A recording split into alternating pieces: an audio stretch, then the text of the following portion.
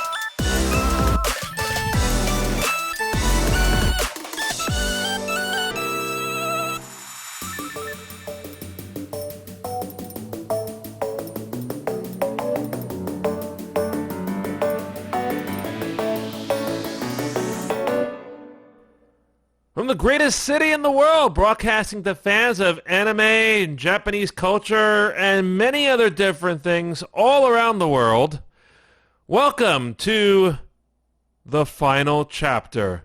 Not of this podcast, but of this desk. And that is why, if you're watching us right now, my background is my desk. Meanwhile, my co-host has had another interesting day, judging by his background. Say hello to Mr. Nef Canuck. Hello, sir. Good evening, sir. Yes, things are on fire, so it's situation normal, all heaped up. But no, that's sort of what might be happening to this desk here in a few days, because as you all know, I'm getting a new gaming desk, and that is arriving finally. It's been shipped today. It should be getting here early next week. So this will be the final podcast with this desk, and we will be doing a little ode to a desk later on. So ode to a desk? Okay. Or something like that. If you start singing about your desk... No. All right. Tribute to a desk, if you want to make it a little better like that. Well, yes, as I said, just ode to a desk. Now, if you start singing Shakespeare, start shouting Shakespeare about your desk, I don't think I'd leave. I'd just get popcorn and watch the insanity. Well, Neff, as you know, there's something rotten in the province of Ontario. There's a lot of things rotten in the province of Ontario, I'll have you know. But we'll address that in the time that we have here tonight on the podcast. Welcome to everybody listening. Welcome to everybody watching.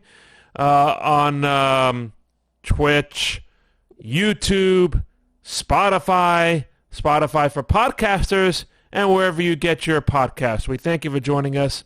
As a reminder, we've been announcing, because of the aforementioned installation of said desk, there will be no streams next week. We'll be focusing on moving the computer out, probably into the kitchen again. Probably getting like a hacksaw or trying to figure out how we can best remove the old desk, and then building the new desk, putting in the new desk, setting up the computer again. So it's going to take quite a while, especially with my hip the way it is.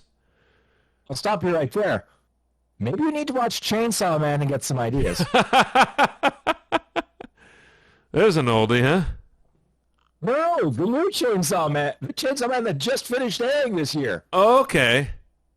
At least the anime, anyway. It would be very interesting. But yes, it's been very interesting last few days, going through some things, and all in the while waiting for this desk to ship. I've cleaned up some of the junk in my house, so hopefully that'll make things a little easier to get everything set up next week. Welcome to everybody in the chat room. Hello, Bree. Hello, Liz. Hello, Flax. We thank you for joining us. We're going to talk about, I know Neff has a little gripe about some manga that we're going to bring up later on. But, Neff, I think the first thing we have to share is the big news from Japan in the last 24 hours. and that is the Japanese baseball team winning another crown in the WBC. I just laughed because the American team basically had steamrolled through everybody to the point where it's just like, okay, they're just going to take, whoever they face in the final, roll them up in a little paper ball and, toss them out the door. Mm-hmm. Unfortunately, Team Japan had other ideas. Oh, yeah. I mean, chief among those ideas was Shohei Ohtani, who basically, shows up and goes, I don't think you're going to get what you want. And he comes in and gets the save. Indeed. I liken Shohei Ohtani to, if I had to equate it to a hockey player right now, he's basically Connor McDavid. Mm-hmm. He can do what he wants, when he wants, and how he wants. Yeah. But definitely the most valuable player of the tournament. He's proven in that tournament that he's a very versatile player. He and Yu Darvish, even though he gave up that home run, was also a key in the victory. And Japan had a lot of power hitters, too. It was very interesting because, again, the American pitching staff, for the most part, had been pretty solid. But Team Japan basically, shredded them to the point where it's like, are you sure that isn't Team Canada in drag? Because the Team Canada pitching had just been like, ugh. Yeah. And then we mentioned previously about the Great Britain jerseys. Well, I still like the Great Britain home run celebration because it takes a certain level of chutzpah to, trot around the base pads, then start wearing a crown and a cape after you come up to the home plate. Like, what? Nah. Just, okay. King Charles will be impressed. Well, he might not be as impressed as you think, but I just laugh because I'm going, at least you had fun with it. Yes. That's the thing. If you're going to do something like this, have fun with it. Oh, yeah. Because it's not meant to be really anything. I mean, yes, Team Japan won, but really, now we worry about real baseball, at least over here. Mm-hmm. Yeah. So, hello, Wink. Thank you so much. Somebody redeemed me winking in a Sarah wig. Yes, that showed up, and it's just sort of like, do I say anything, or do I let you trip over that landmine first? But then we have all those celebrations, Nef, and then we have the Puerto Rican celebration. Now, don't get me wrong, the Puerto Ricans fielded an amazing team, but there was that one game where our New York Mets closer, Edwin Diaz, picked up the save, and there was so much jubilation, and then there was so much anguish in a split second, and now Edwin Diaz is out for the season. Yeah, this is one of those where it's like, it's a freak accident. It would never happen in a million years, except it happened. It happened to Mr. Diaz and to the New York Mets. Mm-hmm. Where basically the worst thing that could happen, he's celebrating. He jumps up. Gravity takes hold. Ouch. Yeah. It was a little more than just ouch. Well, rather than, try to replay those anguish screams in my mind, thank you very much. No, let's not, think about that. Thank you. Right. But now I'm reading some people on Twitter, they have their own opinions, saying Steve Cohen, who's the owner of the Mets, very wealthy man, he should just, he's spending a lot of money on these players, he should go out and spend a lot of money on Shohei Ohtani now. Well, if you really think about it, okay, you could try that. Mm-hmm. But I can tell you, we've watched, various teams over the years in Major League Baseball try, spending their way out of trouble. Mm. Sometimes it works, and sometimes it just don't. Mm. And I don't know, it's only one player, and it might make a difference, but no. I would argue that the World Baseball Classic was at the top of a sports fan's list this weekend, aside from the NCAA tournament, which produced a few upsets and now moves to the next rounds, one of which will happen right here in my neighborhood at the good old MSG. Ah, yes. Now, would you end up spending a kidney, a spleen, and some other vital organ to get a ticket there? Probably. No, I'm asking you, are you going to do that? Or are you going to say, no, I need my organs where they are. I'll just watch on my couch. Thank you very much. No. But when it comes to college basketball and this tournament, which I always keep tracks on every year because I grew up in working in sports information, announcing high school basketball, announcing college basketball. And that's another topic I may touch on quickly before we continue. But yes, one of the things I want to do on my bucket list is to spend a weekend and just bouncing around to different cities to watch these college basketball games. You have to have a very big bucket to be able to afford to do that. The travel, the accommodations, the tickets. Yeah. I mean, it's like one of my bucket list things is follow the Leafs around for, say, a few days. But then I start adding it up. Even if I stay in Canada. Actually, it's worse in Canada. If I would go, for example, to say, let's say Nashville and Dallas, right? That would be reasonably cheap. But that would still be, that's a lot of cabbage. Yeah. I looked up something where maybe I could... maybe in one of the opening rounds next year, I might be able to drive to a few cities, and this way it can cut down the cost a little bit. Oh yeah, I mean the weather's decent-ish. You shouldn't get anything, too whack in terms of weather, but I mean you are getting up there where it's like, yeah, you can have a great few days, and then you can have that one goodbye. If any caveat, if I decide not to do it, or if I decide next year is not the time to do it, the opening rounds are going to be also in my hometown, or home yard, if you will. Brooklyn will be hosting it, so. Yes, in the arena that's actually made for basketball, not so much for hockey.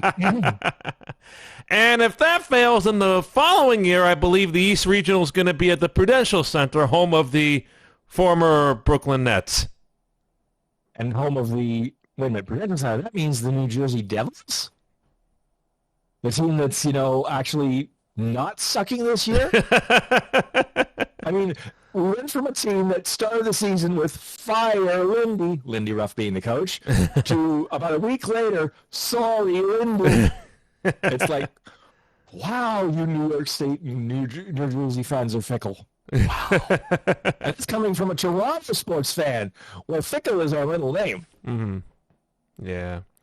And then we have that going on this weekend, and I think about the future plans for that.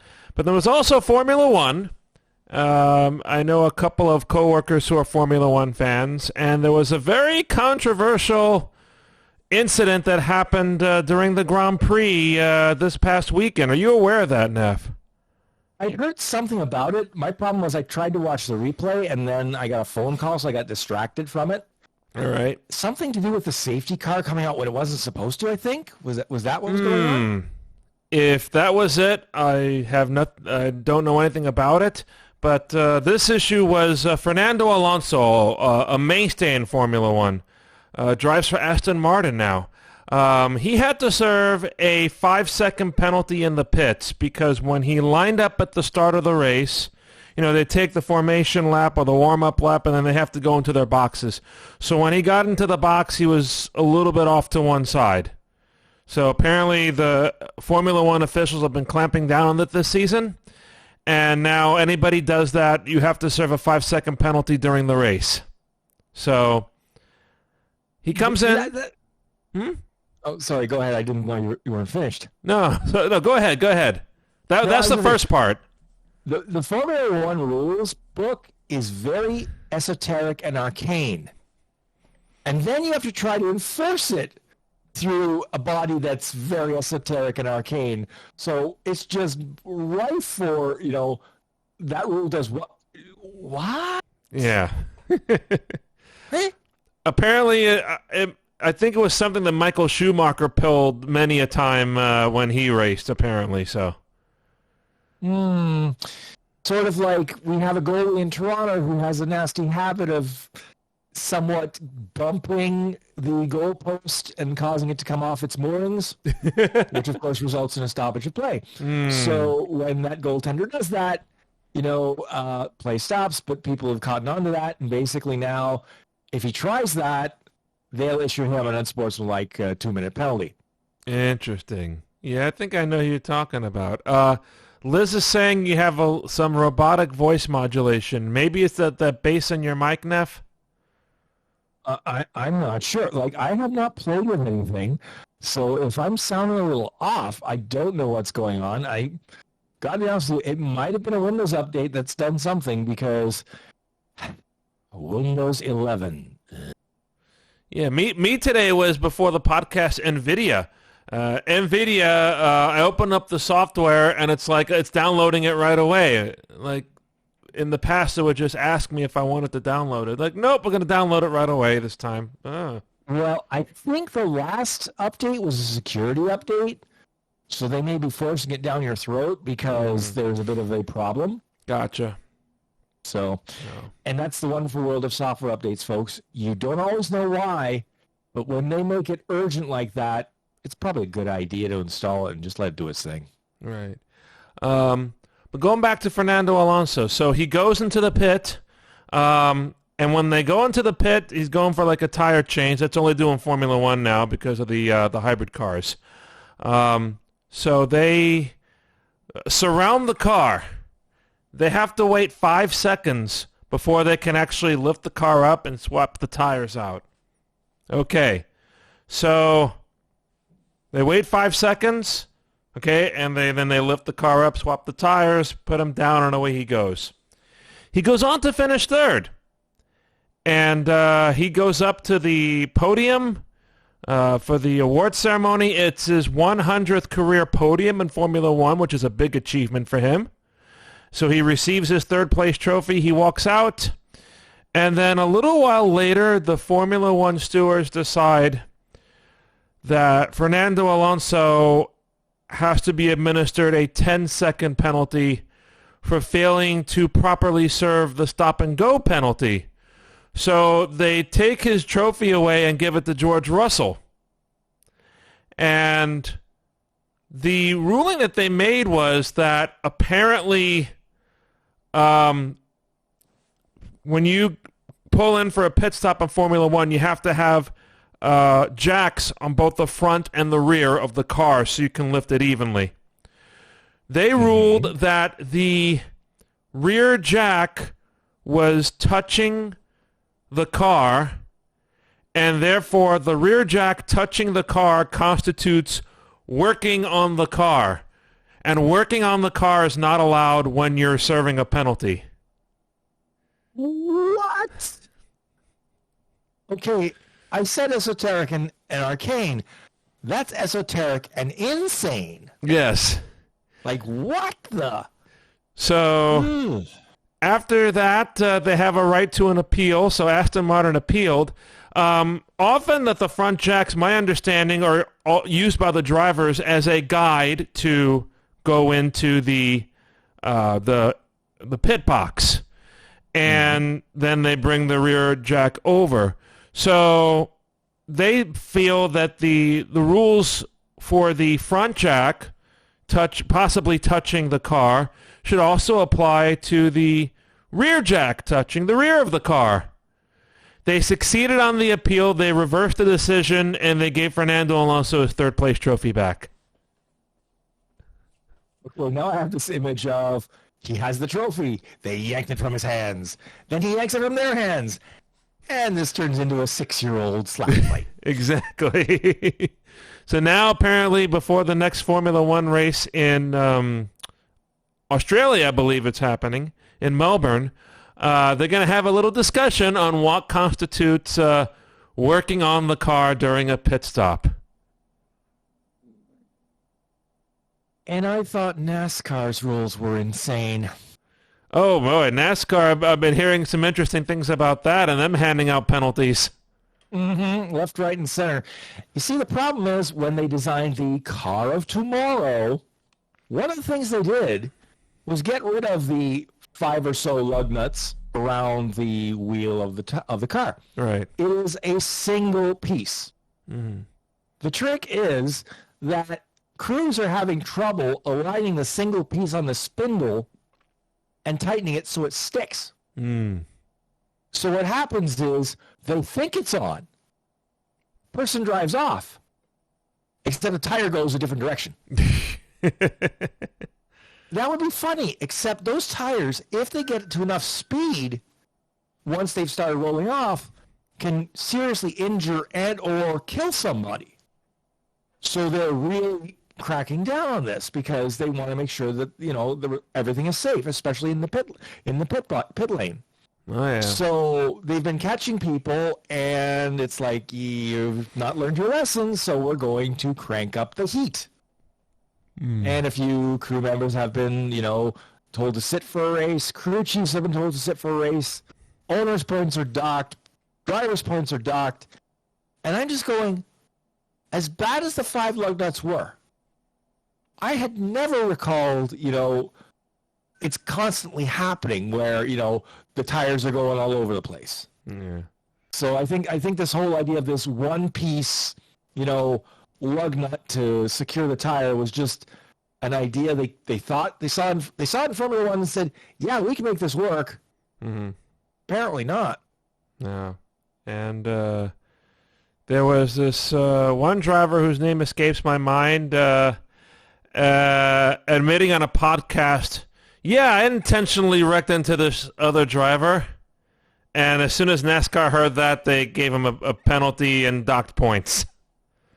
Okay.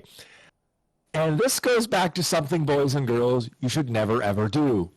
Never, ever document your criming. If you're going to crime, don't say anything. Don't write it down anywhere. Because it will come back to bite you at some point, as it did for that poor gentleman. Oh, yeah. But no, it's been a crazy week in sports, no matter how you look at it. But one quick thing I found out this evening as I was perusing social media. You know those MLB baseball games on Apple TV? Oh, yes, I heard those news. Congratulations. Now you have to pay. Yeah, now it's cha-ching time. At least, I think, $7 in the U.S. now a month for Apple TV Plus. Yeah. Well, I just laughed because I have Apple TV Plus, plus I bought the MLS package, so it's like, Yeah. It gets more annoying. But I tell you what's more annoying now watching video is going to my Apple TV and watching YouTube and being hammered now by ads every 2 to 3 minutes. There used to be a countdown. It will count down until an ad. They don't do that anymore. They can just interrupt people speaking mid-sentence and then just present an ad. Yeah, and then what they try and do is then they replay the last 5 or 10 seconds of what you were watching. Not for me. Then they've screwed something up because, at least for us here, they replay the last 5-10 seconds so that you're not completely lost going, where was I before that ad for, you know, X product that I'll never buy just, you know, interrupted my train of thought. But no, it's very interesting and with news about sports. But something we're paying attention now, at least Bree and I, we're back to sumo. It's the middle of the tournament now. 2 top faces are missing, the Yokozuna and the Ozeki. And now it is a new guy from the same stable as the Yokozuna by the name of Midori Fuji. So looking forward to seeing how he's doing. The last I checked, he was still undefeated. It was like a 1 or 2 win differential, and we're getting close to the end of the tournament now, only like a few more days to go.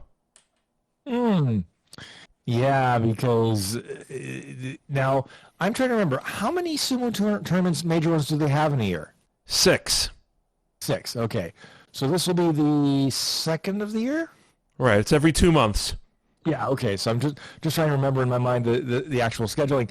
So then there's a break, and then there's another tournament, and now so out of this tournament, will there be any promotions or demotions? Do you think, or is it just going to turn the status quo until next time? I think nothing major.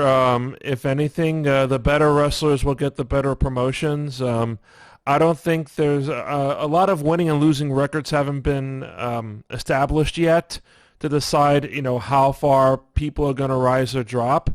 But no, the only danger right now is the second highest ranked wrestler, Taka Keisho, who had to withdraw because of injury. He was gunning for possible promotion to Yokozuna if he did well this tournament. But early on in the tournament, in one of his wins, that's where he suffered the injury, and then he got aggravated, and then he pulled out because he couldn't compete anymore at that level. So now he's facing possible demotion after the next tournament if he cannot secure 8 wins.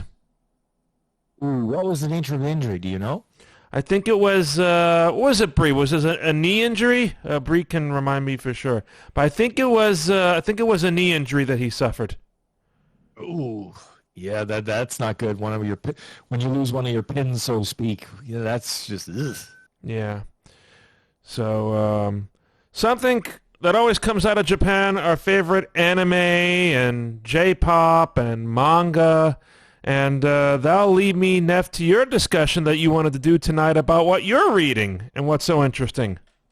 Oh, yes, Farming Life in Another World. Now, the anime has gone a certain direction. Mm-hmm. Now, this was actually a light novel series, but I found out that in Canada, they're selling only the manga. Mm-hmm. And I thought, okay, I'll buy it because, it's a decent enough little series. It's cheap. It's kind of calming. Mm-hmm. And then I realized one of the major differences between the anime and the manga, and probably the light novel that spawned everything. Mm-hmm.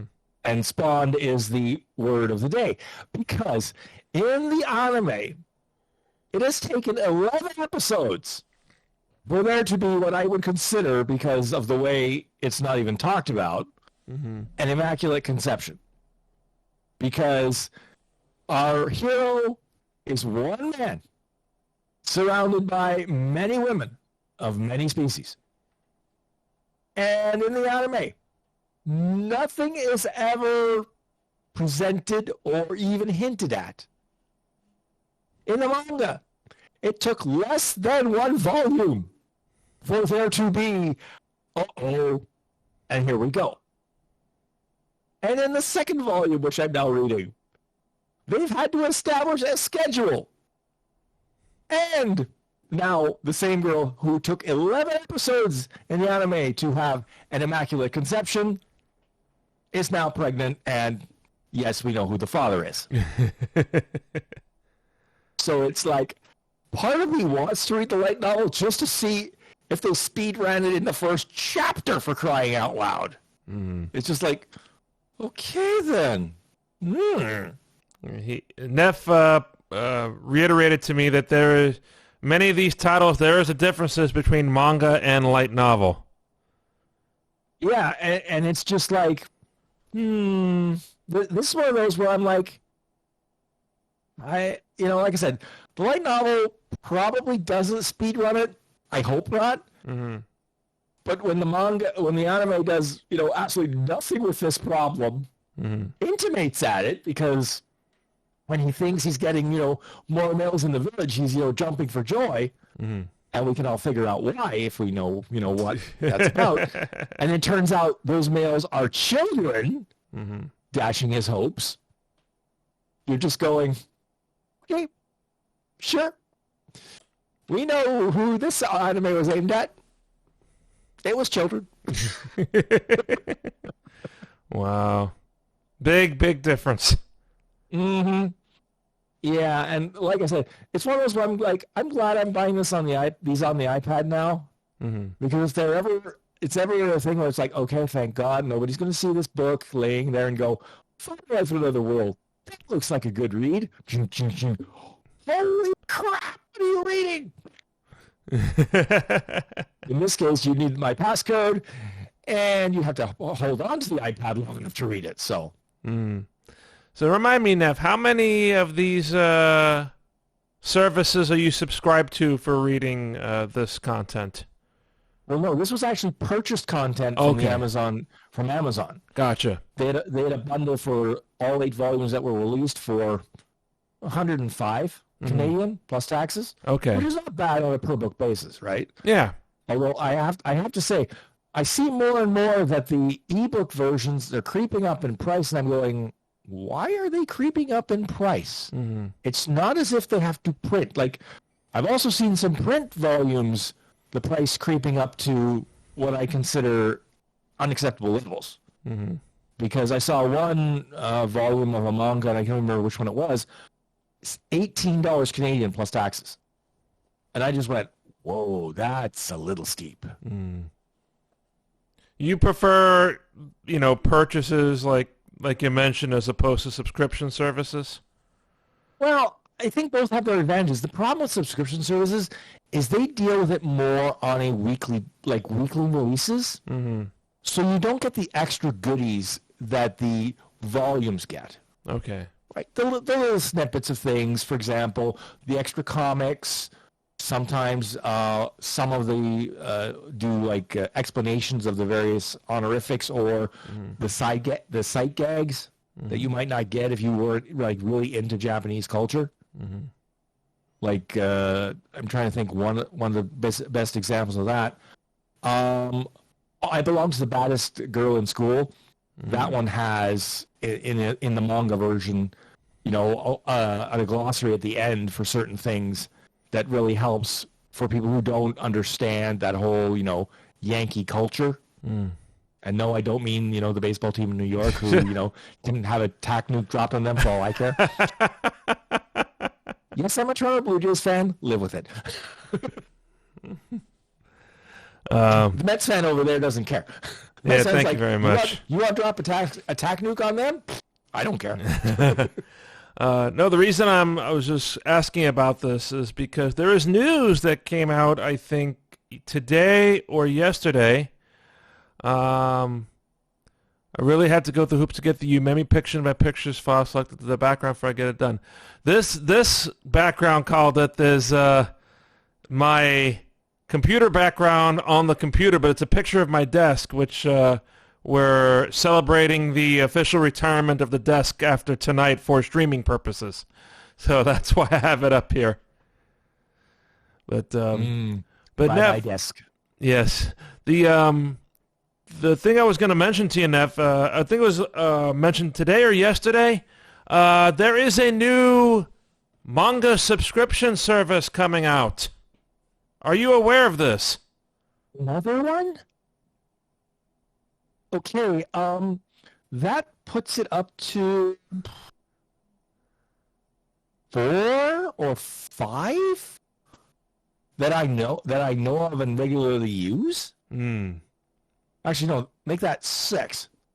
And the problem is, with these subscription services, you read everything they have, and then you're waiting a week for the new stuff, or more, depending on the series. So it's kind of like, all right.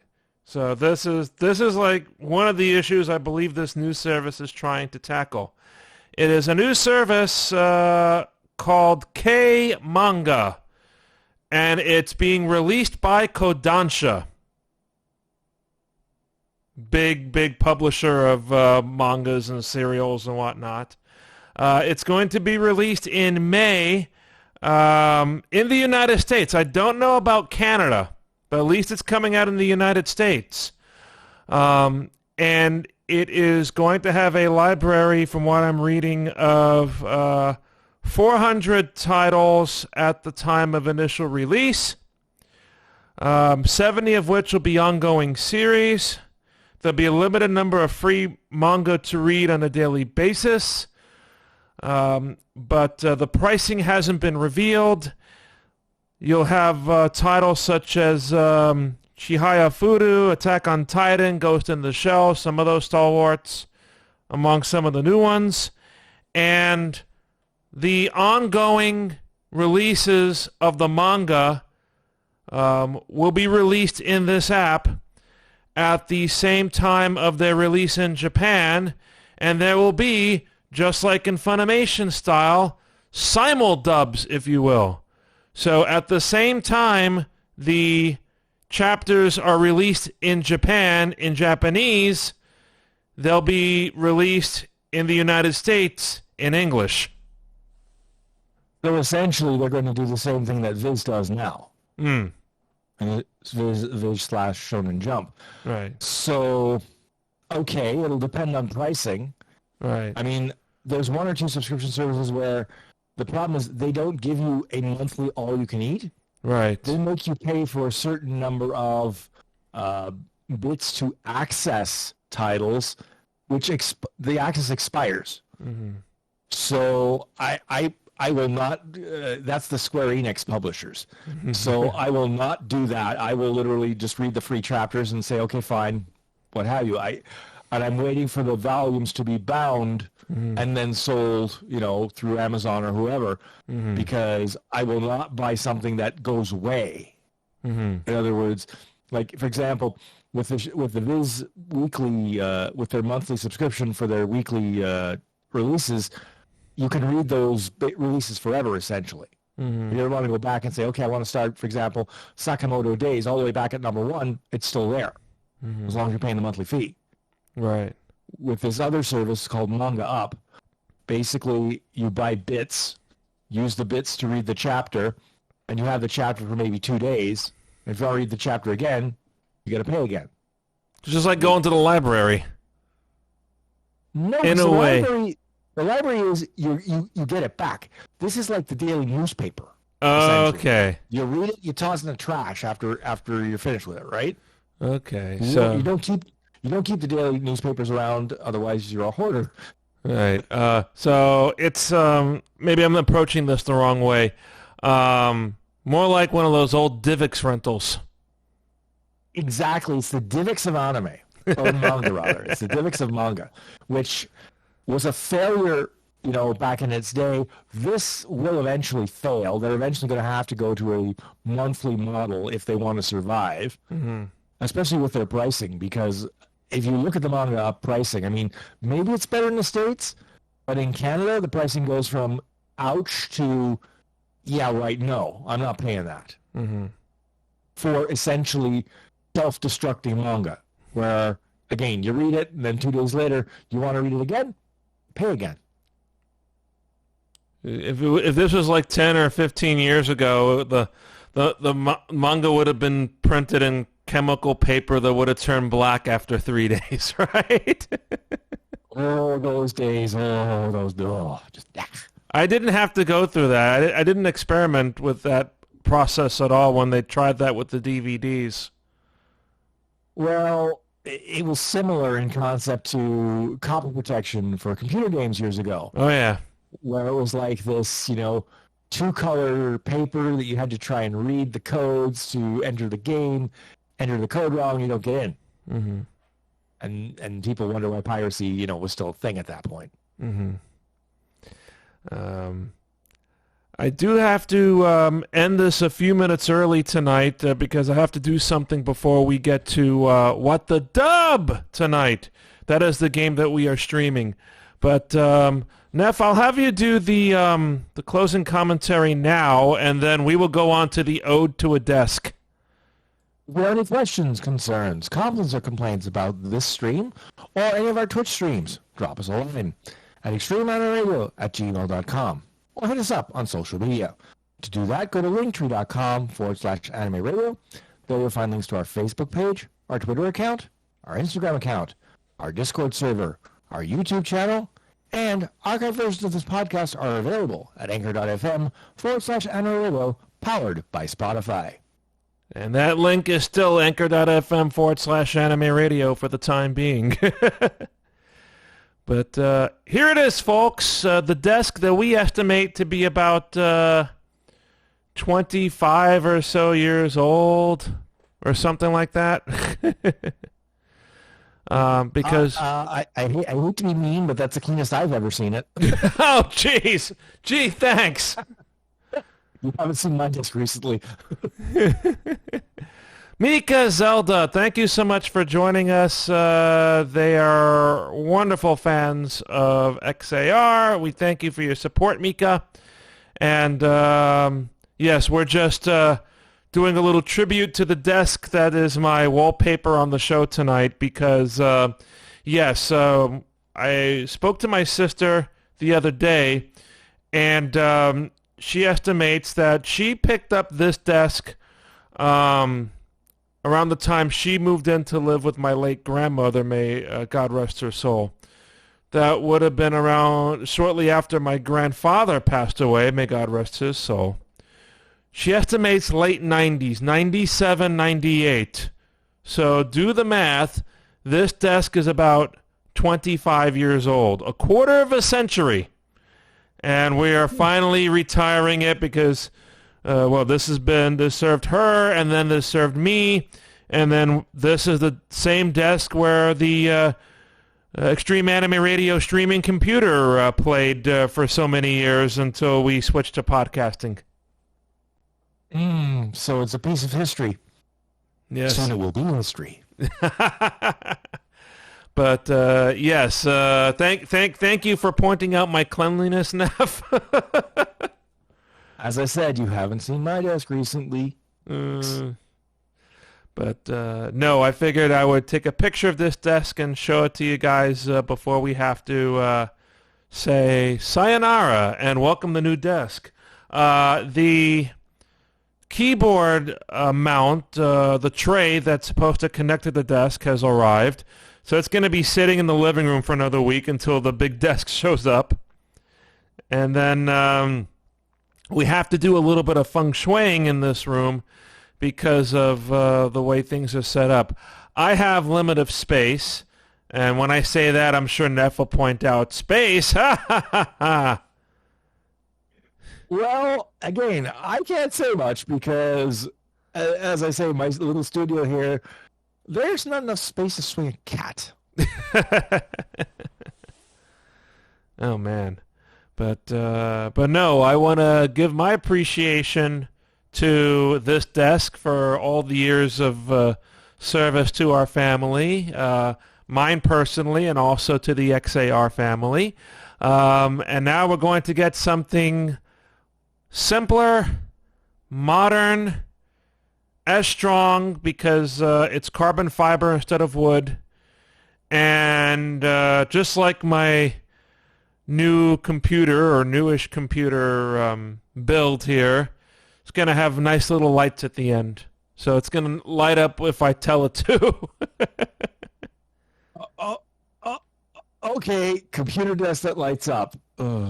Which I didn't want a computer desk that lighted up in the first place, but considering the budget and the options, this seems to be the best deal. Again, as I mentioned before, the depth from the front of the desk to the wall works best in my situation. Some of the other desks look pretty nice out there, but they come out further, and that might cause a clearance problem between the desk and the edge of the bed here. I've been thinking about plans about maybe taking the headboard out of my from the behind of my mattress and replacing it with another shelf, and maybe giving myself a few more inches of room that way. But one step at a time, cleaning everything up, and then by the time this new desk comes in, we have to come up with a plan, my father and I, on how we're going to put everything together and move this out, and it's going to be a multi-step process. Well, I still think an axe would, deal with the current desk that you have, a few good swings, whack, whack, whack, and then just clean up the debris. But, so thank you, desk, for your service, and we look forward to when we retire you to the Department of Sanitation in a week's time. Does the pimped-out desk also have hydraulics and large bass speakers? No. Liz, we'll probably be using the same speakers that I have right now, which it's a 2.1 channel system with a big base brick sitting below my feet, which will hopefully be put out to one side because one of the intentions of the new desk is for me to move my feet and give myself a little more room, moving my feet and legs, and not having to be restricted by the front of this desk, which is, there's a sliding desk below the keyboard, a mount that slides in and out. And that was meant back in the day, your dot matrix or your LaserJet printers. So. Well, dot matrix, yeah, that's a bit old. Yeah. Apparently, Mika says that's what they did to their old desk was to use an axe. Really? Well, I mean, it's cheap. It's quick. You don't have to worry about pesky unscrewing things and all that. You just go, wham. Use the hatchet. Go all Lizzie Borden on it. They used a hatchet. Wow. Oh boy. Well, we do have some hammers out on the tool shed in the garage. So, well, who knows? If it means we don't have to, if it means we don't have to move the bed. I want video of this. Do I have to put together like a little montage of how we're taking this apart? Well, if we're going to use an axe, I want video. Oh, no. Oh, was their husband's high school desk. Okay, that got the hatchet treatment. How interesting. No, if anything, it's probably, if we're going to cut things up, we have a power saw, so that's probably going to be, it would create a mess that way. That would be the only thing. That's why a hatchet, a nice hatchet with a good swing, we'll get some splinters, but not so much sawdust. But, so yes, we move on, and the final stream of this desk will be What the Dub, because next week there will be no streams. We're taking a week off to install the new desk. We will be back the first week of April. So that means... That's right, Nef. You know what that means? I think I hear the fire department calling. Why is that? Something about cake, candles,